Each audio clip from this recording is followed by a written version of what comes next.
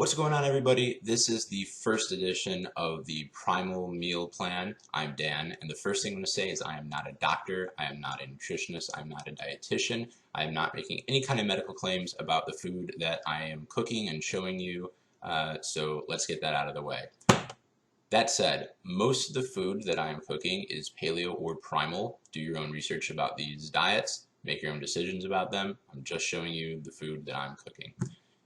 If you combine these foods with a side of vegetables, that is what makes me feel good. That is how I feel healthy. If you want to have it with a big side of pasta, that is up to you. This first video is probably going to be a little bit janky. It's my first time making a video like this. It's my first time doing a lot of this recording. If I get a lot of views, then I'll probably upgrade my editing software, I'll upgrade my camera, and I'll make this really great for you guys. But I'm just doing this the first time and seeing how it goes. So a couple of things that are going to be important. You want to read all the recipes first or watch the whole video first, because some things require some prep work and you don't want to start cooking your food an hour before dinner is ready, needs to be ready, and suddenly realize that you were supposed to marinate it for all night or for 6 hours or whatever. So read everything first, understand what you're going to have to be required to do, and plan out a little bit ahead of time. And I'm going to go into that in a future episode about how to plan out and time your meals. The other thing is that nothing in this is really scaled. You need to know how much food you need. If the recipe says it's going to make enough for 2 servings, and it says it includes 2 chicken breasts, that assumes that you're each going to eat a chicken breast, or you'll eat 2 chicken breasts at different meals, depending on how many people you're cooking for. If you want, you can throw in 4 chicken breasts. There's no problems with that. And a lot of the times you don't actually have to scale any of the other ingredients. It makes enough sauce or topping or whatever it's going to be that you can put in extra protein. I'll try to make note if anything is not scaled or is scaled and make some suggestions about how to scale that. So the other last thing is that I did not come up with many of these recipes. I found them online. A lot of them are from various paleo blogs. A lot of them are adapted from not paleo recipes that I've gone and switched out brown sugar for some honey, or taken out some regular flour and put in almond flour, things like that. And I'll try to make note of that. I usually have notes of that in the actual recipes that I send out. And the final thing is that I hope that you guys have fun, and please leave some comments and subscribe and let me know what you think of it. Thanks. So when I asked people what they wanted to know about what to do better in the kitchen, the main thing that people said was they want to be able to use knives better for cutting, slicing, chopping, etc. So the first thing that you're going to want is an 8-inch chef's knife or something similar to that. Your grip is going to be relaxed, and you're going to pinch the back of the blade a little bit like this. Don't choke all the way back here and grip it like this. You want fine control on the knife. When you cut, you're going to want to the tip can stay on the cutting board or on big things that can come off, but you want to go cut forward like this. So cut an onion and peel it. Next thing we're going to do is cut right through the root, cut it in half. We have a nice flat surface to work with. The next thing we're going to do is make probably 2 to 3 horizontal cuts. Watch your fingers. You can cut it down this way if you want, if you're careful, but it's wobbly, so be very careful. I prefer to do it this way. Watch your fingers on that last one. Okay. The next thing we're going to do is cut across this way. None of these cuts are actually going all the way through the onion to the back, to the root side. They're all going all the way down, but you want to leave it so that it's still all connected. Now turn it one last time, and what we're going to do is we're going to cut. You're going to curl your fingers under, and you're going to only be touching your knuckles, and the edge of the knife doesn't even come up past your knuckles, so you're never at any risk for cutting yourself. And if you mess up, then the worst thing you're going to do is take a little bit of skin off your knuckles as opposed to your entire fingertip. So there you go. Sometimes the back doesn't get all the way, but the rest of it you have a nicely diced onion. Now chopping your garlic to mince it basically is going to go a lot much the same way as the onion. So you're going to carefully cut across, then you're going to slice it most of the way through. Going to be careful of your fingers. This isn't really the way you're necessarily supposed to, but as long as you're not coming anywhere close to the side, holding it together like that.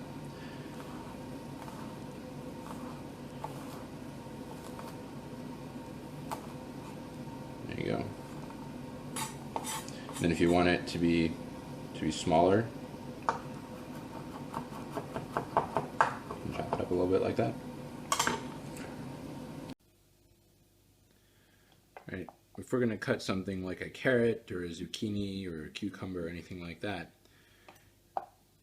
again, you want to make sure that you have distance that you can work with, that you can curl your fingers under, and you can hold it back here with your thumb, and you're going to move the vegetable or whatever it is up with your thumb as you curl your fingers back. If it feels too big, you can cut it down. There's no reason that you can't do that. So the knife's going to constantly stay the front on, and you're going to cut forward, and your hand's actually going to make a backwards circle motion.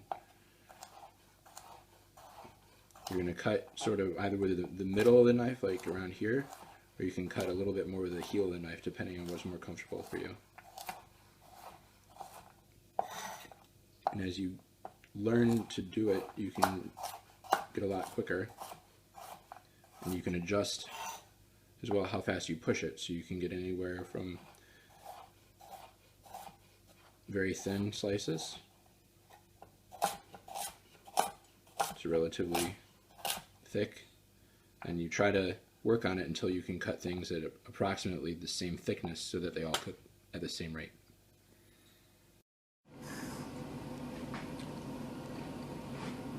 Alright, the next thing we're going to do is the red bell pepper. So the way I like to do this is something that I learned from Gordon Ramsay, watching one of his videos. Cut off the bottom. You always want to be able to cut against a flat surface if you can do it, because if it's on a wobbly surface, it's going to turn and you're going to cut your finger. So you start at the back end, you work your way down, cutting just the meat off. You're going to end up with some nice slices. You're not going to waste a whole lot, and you're going to not have to go back in and try to trim the membrane off afterwards, because you're going to end up with sort of like a skeleton of the pepper that has the seeds and the membrane in it. So from there, you want to chop the pieces. If you want to dice it into nice small pieces, you can cut it into strips.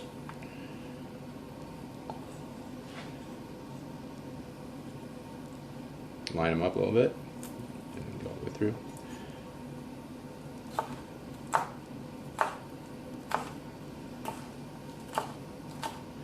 You take your time. You don't need to rush. You can do it however slow it takes you to be able to do it nicely without cutting yourself.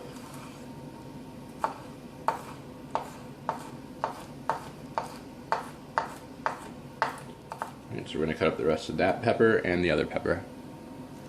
Alright, we're going to make the marinade for the salmon. We're going to use green onions, garlic, honey. This is very crystallized. I have a big bucket of honey. Salt, golden balsamic vinegar, red pepper flakes, onion powder, pepper, lemon juice. You can use fresh lemon juice or something in a jar, and cilantro. So one thing you're going to want to do is buy a couple of these. They're just called little plastic cups, or it's really called mise en place cups, or little metal bowls, however you want to get them. They're pretty cheap.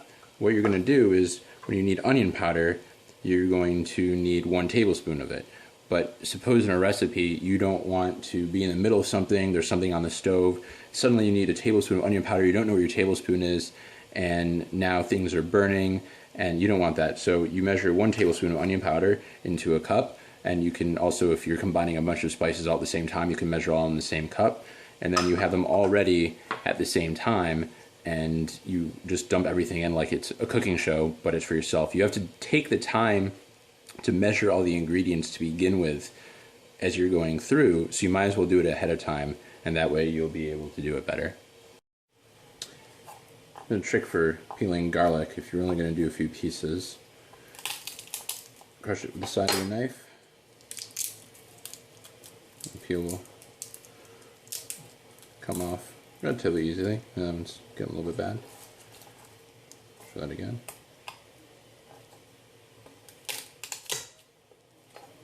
Sometimes you crush the clove a little bit, but usually that doesn't matter because you're chopping it up or crushing it anyway in the recipe. Alright, I'm going to combine everything into the marinade. Taking these garlic cloves and crush them a little bit. Here's all the spices. Onions. I actually put a little bit more than I'm supposed to put, I think 3 garlic cloves. I like garlic, 4 garlic cloves. I put in a little bit more. You can put in as much as you want. Lemon juice. Balsamic vinegar, olive oil, and as I said, this is crystallized honey, but it'll melt down when I kind of squish it around.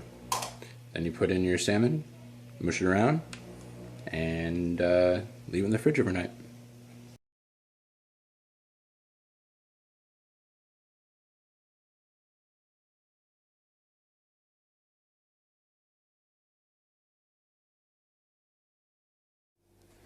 Alright, so we're going to combine everything. We've got a pork loin, make a split pork loin in our pot. You can use any kind of 2-pound pork roast. You could do this with beef, you could do this with chicken, you can do this however you want. So the first thing we're going to do is we're going to put in the 2 bell peppers and 2 onions. Put that all in. You need a pretty big crock pot for this, and it's really going to be quite full. Next we're going to do the garlic. This is 3 cloves of garlic.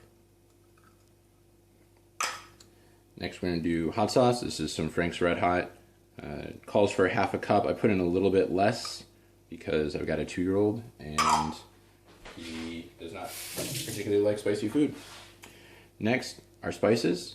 We've got 3 tablespoons of smoked paprika, 2 tablespoons of garlic powder, 2 tablespoons of chili powder, a tablespoon of cumin, 2 teaspoons of cayenne pepper, which I've reduced a little bit on this one, and also a little bit of red pepper flakes. So we're going to put that all in there. And the recipe calls for lots of salt. So we're going to put about 3 big pinches. That's probably about a tablespoon, something like that. That's the thing, is when you keep cooking, you get a feel for how much of certain things you need, and you can just measure by hand. Next is a can of regular tomatoes, 2 cans of fire roasted tomatoes. These have a really nice smoky flavor. And finally, 1 can of regular tomato sauce. As you can see, my crock pot is totally full, but that's the last ingredient. So we're going to throw this in the crock pot for 8 hours on low. Actually, what I like to do is I take this, because it has the removable crock, I stick it in the fridge. I put this all together on Sunday. I put it in the fridge, and then Monday morning, that's when I stick it in the crock pot. And then when I come home from work, I have a freshly cooked meal ready for me.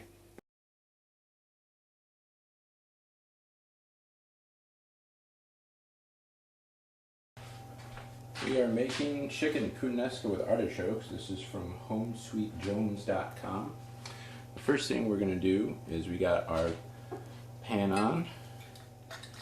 We're going to add some oil. It's avocado oil.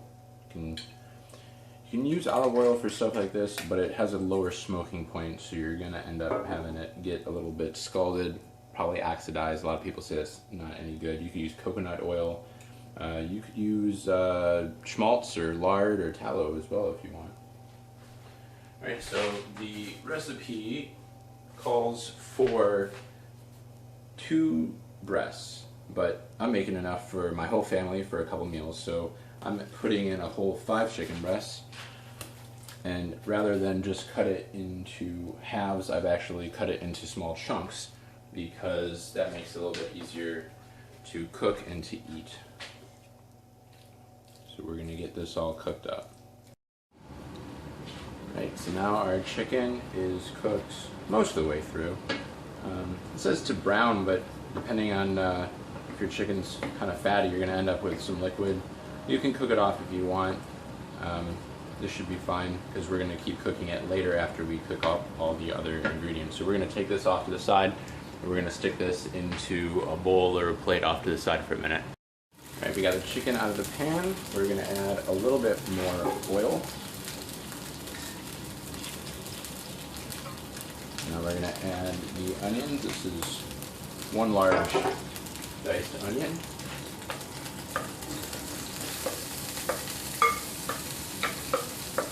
Saute that up for a minute.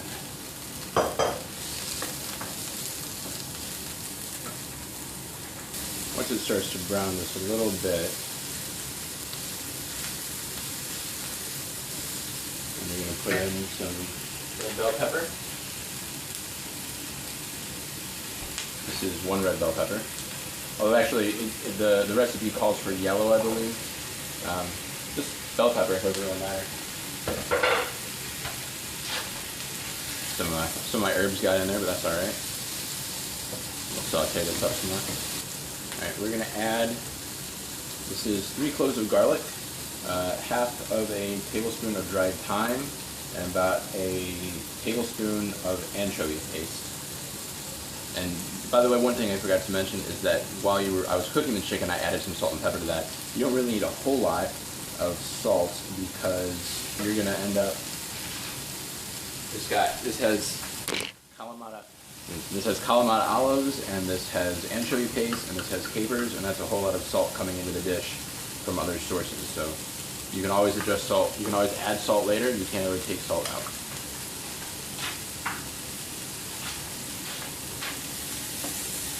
We're going to mix this up. We're going to add our tomatoes. Calls for a can of tomatoes. I had fresh tomatoes, so I'm using fresh tomatoes. You use a little bit of wine to deglaze the pan when you're cooking the onions. If you didn't, you add a full 1/4 cup here. You measure it if you want. I like to just eyeball things. There's your wine. Turn up a little bit.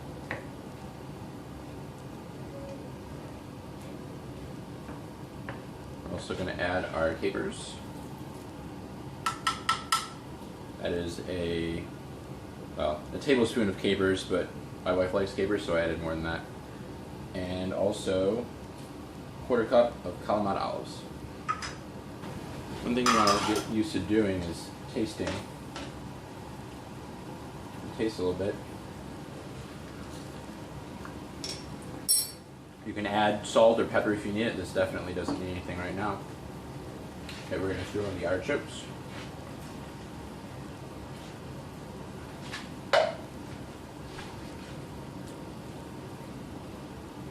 Just a can of artichokes. They're quartered. They're not marinated. These are just in water.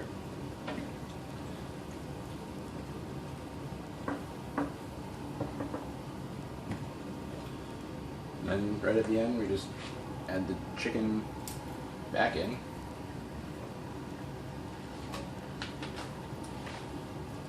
Kind of nestle it together, get it all mixed up.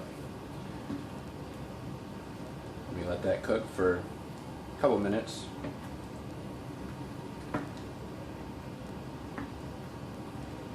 There you go, chicken puttanesca with artichokes from homesweetjones.com.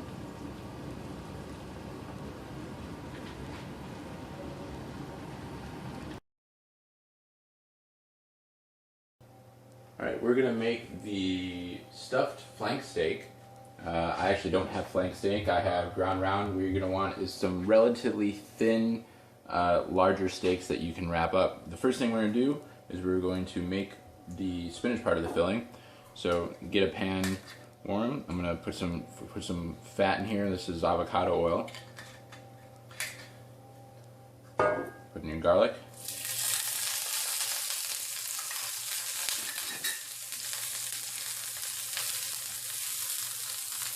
Pan might have been a little too hot. I'm going to saute that just for a minute. Then we're going to add our spinach, about 6 ounces. Let's put in a couple of handfuls.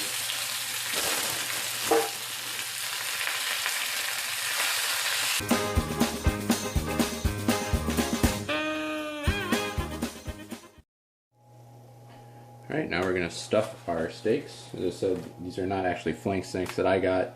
This is some round, bottom round, but what you basically want is just a nice flat piece of meat. If you have something a little bit thicker, you can actually pound it out with a meat tenderizer.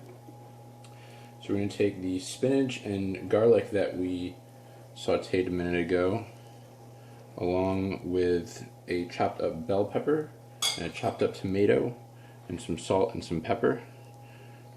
We're going to put some on top of the steak here. Then you roll it up. And the official instructions say to tie it up. I don't like taking the time. I just shove a toothpick into it and that keeps it closed. You can tie it up if you have kitchen twine and want to go that route, but I find this to be pretty easy. Then you just lay it in your roasting pan and cook it. We're preheated at 425 and we're going to cook it for 30 to 35 minutes and then we're going to broil it for about 5. So I've got the steaks here in the same pan that I made the spinach in, and we're just going to stick it in the preheated oven at 425 for about half an hour.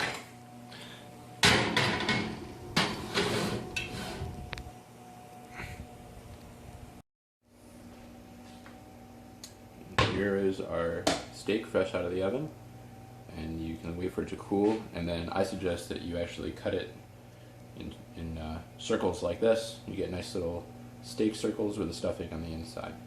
So that's the stuffed flank steak recipe, and that was from paleoleap.com.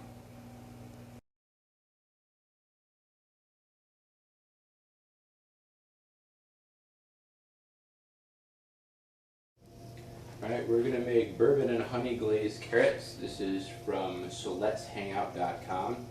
We've preheated our oven to 400 degrees, and then I peeled the carrots. About 8 to 9 large carrots, using something like that, using 9. And we're going to chop up these carrots, it says, into manageable sticks. So I'm going to do it like this.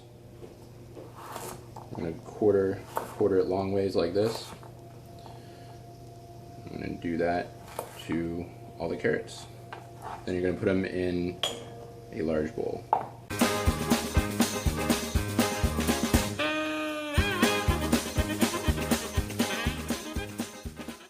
Alright, we're going to put together the glaze for the carrots. Now that the carrots are all cut up, first thing we're going to put in is olive oil. We need about 2 tablespoons. So you can measure it out if you want.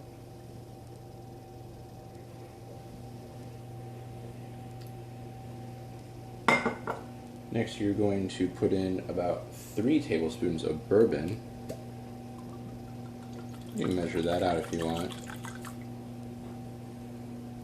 I prefer not to. Maybe have a sip. Your lemon juice from 1 lemon.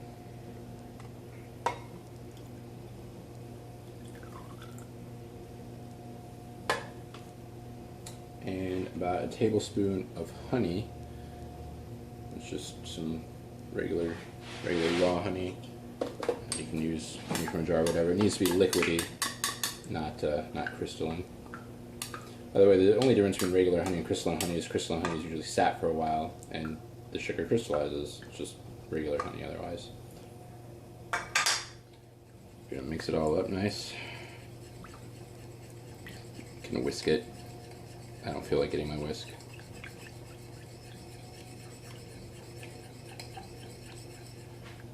So now it's all combined, you're gonna pour it over your carrots.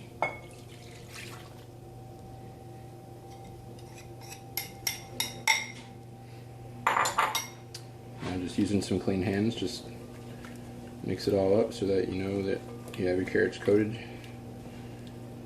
in the sauce. Now we're going to put it on a baking sheet. Put that on a baking sheet.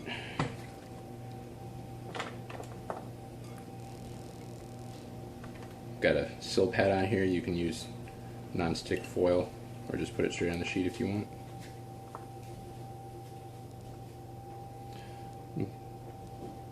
Dump a little bit of the sauce on here.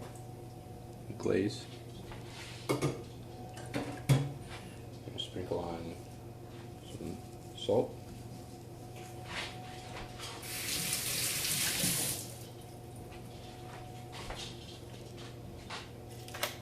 Some fresh ground pepper.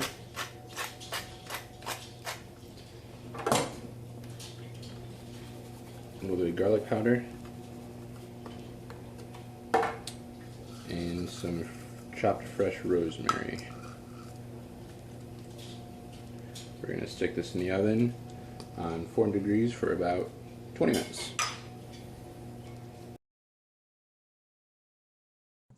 Hey everyone, thanks for watching the first Primal meal plan. I hope you enjoyed it. A couple of things. I think next time I'm actually going to split the recipes from the skills video because this video was quite longer than I expected, even after I cut out all the extra stuff. The other thing is I apologize for some of the amateur stuff. I hit my head on the camera.